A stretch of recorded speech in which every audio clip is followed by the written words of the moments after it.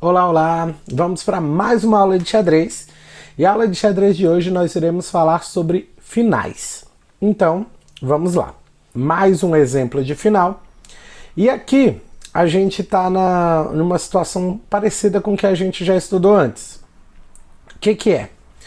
As brancas, aqui que tem um peão a mais, elas querem chegar com a torre delas aqui na casa B8, antes que o nosso rei chegue em C7. Se a gente chega com o rei em C7 aqui, a gente garante o empate. E se eles chegam primeiro com a torre em B8, eles garantem a vitória de brancas. Então o que eu faço nessa posição? Eu posso primeiro jogar a torre aqui em B3, depois eu jogo a torre em B2 e ele já percebeu que eu vou ficar repetindo as jogadas. Ele já traçou um novo plano. Qual é o novo plano? Trazer a torre aqui para H1, depois para H8 e depois para B8. Então agora é uma corrida. Eu quero chegar em C7 primeiro. Jogo o rei e jogo o rei. Pronto, cheguei com o rei em C7 primeiro. Não vou fazer a troca aqui porque ele captura promovendo. Ao invés disso, eu jogo a torre em H2 e obrigo as brancas a se moverem. Elas não queriam se mover agora. Por quê? Quando ele me dá o cheque aqui, se eu fujo para C8, a gente pode ficar repetindo as jogadas. E se eu fujo aqui para C6 ou para D6, ambas as casas têm o mesmo resultado. Que é, joguei em C6, joguei em D6 e ele joga aqui o rei para B8, eu jogo torre H8, checkmate. Vitória das peças pretas. Então ele, com um peão a mais, ele não vai querer tomar um mate agora. É melhor ele empatar essa posição do que perdê-la, correto? Mais um exemplo. Dessa vez é a Philidor avançada. Quando a gente olha para essa posição, num primeiro momento a gente pode pensar que já era, que as pretas não vão conseguir empatar mais, mas as pretas ainda conseguem empatar. Se eu jogo torre G5, que seria uma posição normal se o peão não estivesse tão avançado, eu perco imediatamente para rei D6, Mas eu posso jogar torre F2. Sabe por quê? Porque agora ele joga o rei D6 e ele está fazendo uma série de ameaças aqui.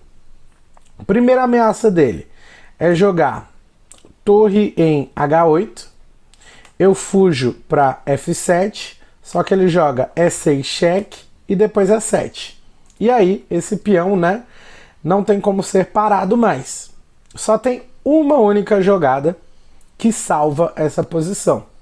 Se você quiser, você pode pausar o vídeo, pensar um pouco, e essa jogada é torre em E2. Por que torre em E2 salva?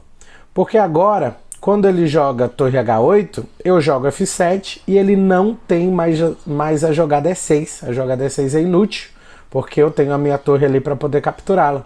Então, esse ataque não funciona mais. Ele joga torre H8, joga F7 e ele não joga em E6.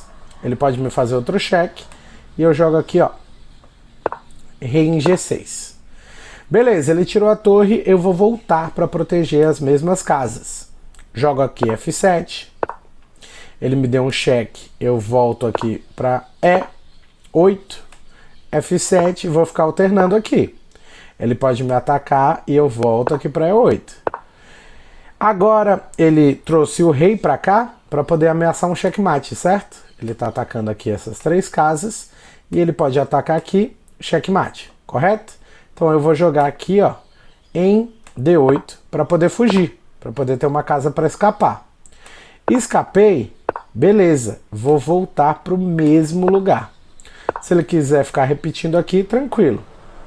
Faço mais um cheque para obrigá-lo a voltar para cá e defendo a mesma posição. A gente pode ficar assim para sempre. E aqui a gente garantiu que será um empate, ok? Outro exemplo interessante é utilizar a peça do nosso adversário como um escudo. A gente chama também de usar como um guarda-chuva, para proteger o nosso rei. Esse peão aqui de G5, ele está servindo mais para proteger o rei branco de tomar qualquer cheque nessa posição, do que para ser realmente um diferencial para as pretas tentarem ganhar essa posição.